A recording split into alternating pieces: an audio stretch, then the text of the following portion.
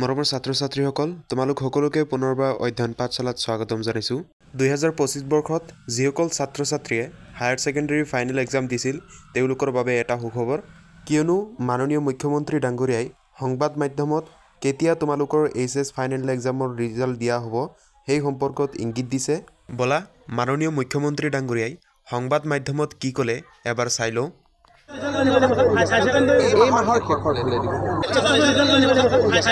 এই মাহৰ শেষৰ ফালে দিব আমি এবাৰ যোগ্যকৈ সেৱা কৰি আহোঁ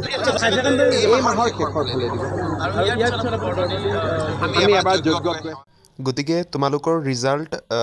এইটো মাহৰ অৰ্থাৎ এপ্ৰিল মাহৰ শেষৰ পিনে দিব বুলি ক'লে আৰু তোমালোকৰ 20 তাৰিখৰ পৰা 31 তাৰিখ এই 11 দিনৰ ভিতৰতে তোমালোকৰ ৰিজাল্টটো আহি যাব গতিকে যেহেতু এতিয়ালৈ কোনো ধৰণৰ অফিচিয়েল নোটিফিকেশন অহা নাই আৰু অহাৰ লগে লগে তোমালোকক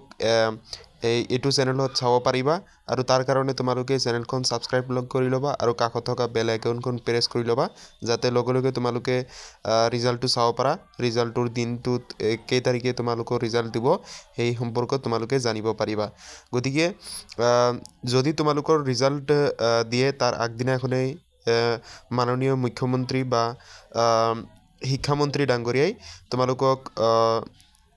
টুইটাৰৰ যোগেদি তোমালোকক বা ফেসবুকৰ পেজৰ যোগেদি তোমালোকক জনাই দিব তাৰ আগতে তোমালোক এই ৰিজাল্টৰ আগদিনাখনে তোমালোকক এটা নোটিফিকেশন দিব সেই নোটিফিকেশন মতে তোমালোকৰ ৰিজাল্ট আহিব ইয়াতে তোমালোকে চাব পাৰা 2024 বৰ্ষত যেতিয়া ৰিজাল্ট দিছিল তেতিয়া এনে ধৰণে মাননীয় শিক্ষামন্ত্ৰী ডাঙৰীয়াই টুইট কৰিছিল গতিকে আকৌ নতুন ভিডিঅ'ত লগ পাম থ্যাংক ইউ